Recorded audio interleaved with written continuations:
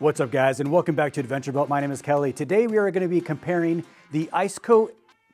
Bye, baby, love you. Today we are going to be comparing the Iceco APL55 with the brand newish Iceco APL20. Now, don't let the small stature fool you. This thing is full of awesomeness. Stay tuned. I can already hear the comment section lighting up. Why would you compare two vastly different fridges? Well, the real reason is they're from the same family, and I kind of want to explain who each of these are for and what purposes they would fill. So this is the Iceco APL55, and it is my favorite fridge. It is 19.3 inches tall, 29.7 inches long, and 18.9 inches wide. So it is a substantially large fridge. It's got a 55-liter capacity, and I get away with a full week on this fridge alone. Now, it's got really nice aluminum latches, big grab bar to open it up. It's got a soft close feature. It's dual zone, so it's got baskets for both fridge and freezer. Now it's in fridge mode. Now it's in dual zone. You can make the whole thing a freezer if you so choose. Very, very versatile, and it's beautiful. The polished aluminum finish on this is just gorgeous. I love the way this thing looks, and it has really been sturdy. I got this thing filthy on a Colorado trip in the back of the Super Ute because it was just an open bed, and this thing got brown, and it cleaned right up lickety-split. I've also done a full review on this fridge, and I'll link that in the description below. Be sure to check that out after this video. A couple other really nice features are a really easy to read display, Bluetooth connectivity, and power ports front and rear, as far as USB ports to charge your other accessories, which I've never actually used. So this Iceco APL20 is actually awesome. One, like I said, it looks like a Zargs box. It doesn't look like a fridge. So if you see this in the back of a rig, you wouldn't really notice it as a refrigerator as much as you would just a case back there, which one, makes it kind of discreet, but two, just gives it a super cool factor. Even the latches are very reminiscent of just an aluminum box, and again, opens like an aluminum box. I also really like that the inside is lined aluminum. It's not white. I think longevity-wise, the white might hold up a little bit better, but I've been on one trip with this and it hasn't been that bad. I've done actually more grocery shopping with this than anything else. This has held more ice cream than you could possibly imagine. It's got a 20-liter capacity, and I really can't tell you how long of a trip you're gonna get out of this because everyone's meal needs are different. I could go out on a weekend trip with a couple peanut butter jelly sandwiches, some yogurts, and a few beers and be totally fine, where some people might need full meals. So it really depends on how you pack and how you eat out on trail. A really nice standout feature is going to be the micro C-cup compressor. You have reliability as well as less than 32 dBs when running. So you dudes out there running sleep platforms, the back of your Land Cruisers or 4Runners, if you sleep with your fridge under your platform, this will be barely noticeable under there. Along with the brushed aluminum, you have these chrome or polished aluminum corners, which just add to durability, but it gives it a really nice touch. You have a stay open lid, and everything is really minimal. It's just a really functional micro fridge, which is really all you need. Has one power port in the front. You have your temperature gauge. This is not dual zone, it's single zone. It's either fridge, all-time fridge, or all-time freezer. Even though there is a small compartment here, this is just on top of the compressor, a little spot for you to have extra things. I put my fruit here just because that way it won't roll around and get crushed. Now let's get both fridges in the back of the 4th Gen Tacoma over here. That way I can show you the really standout feature of this fridge right here.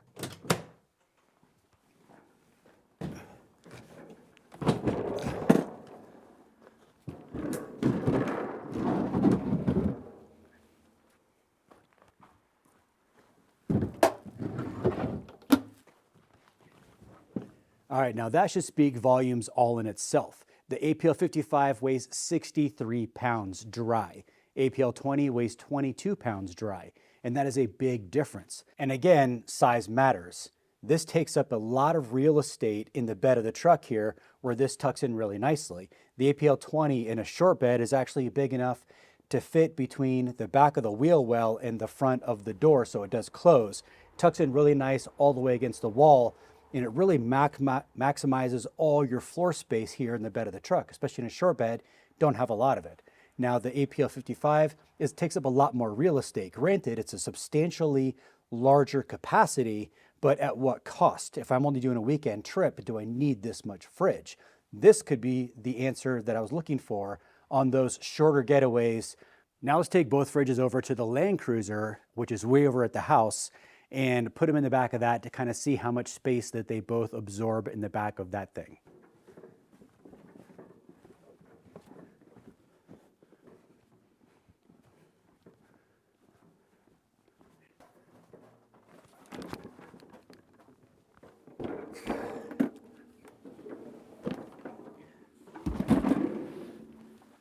My good buddy Todd always said that if things are too heavy, you just got to get stronger.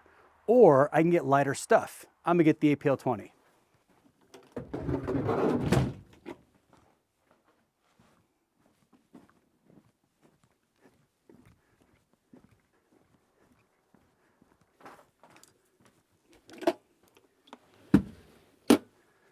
So much easier. So it really is pretty obvious how much space savings you'll get from the APL20 and the 55, which really isn't being contested at all. It's obviously nearly a third of the side is the 55, so you're obviously gonna have all this space savings, but I mean, just the form factor of it in here, it's easier to stack things on top of it, and it just looks, again, like a piece of luggage, and I don't know, it just got such a cool factor to it. I saw that when that first came out and fell in love with the design of it. Iceco absolutely nailed this one. Once again, their APL series is absolutely awesome. Another thing I realized with these on carpet, I have sliders on all my fridges because they are so burly to get in and out of places. They're not really convenient to have without one. So this thing, trying to get it out, even on carpet, doesn't really want to pull very easily. I mean, I could force it. Typically to get this out, I'll walk it out kind of on its end. But when you get a bunch of weight, especially like water and beer weight, this thing does not want to move. I actually rarely strap this thing down. It kind of free floats back here because it is so stable on the carpet. Again, the 20, it just moves a lot easier. You wouldn't need a slider for this. I don't even know if they make a slider for this. But again, it's just one less thing to mount in your vehicle, one less thing you have to worry about. It's just a simpler, more utilitarian system. I've got the fridges really spread apart on the table here, and I've got them turned on. They've been on for about 10 minutes, and I've got them both in eco mode set to 0 degrees because obviously it's like 20. So I need to have it set in freezer mode for these to run. So they're running pretty hard, and I obviously, standing in the middle, I hear the 55 a lot more. It's also putting out quite a bit of heat too, which is kind of nice. But let me put the mic up to each one so you can hear it for yourself.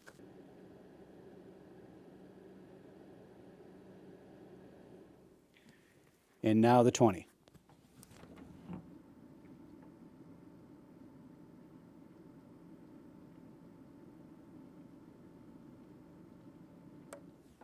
And I gotta say, the 55, it kind of sounds more like airflow. You can hear more air moving. It's a more bassy sound, where the 20 is just a really nice light hum, and you don't hear a lot of air moving either. So this is the jam right here. For displays, I've always liked the display on the 55. It's always been really easy to read, but then I got the 20, and this one is even easier to read. This one I realized you really have to be just over it to see it. If you kind of stand back and you look at it, you kind of lose the LCD display of it, where this one is just easy to read from any direction. It's just easier. All right, let's talk price point and final thoughts. So the price on the 55 currently, with having a crazy sale right now, originally it's $859, currently on sale for $687. And then the APL20 is originally $499, and it's on sale for $399. So that's a great deal.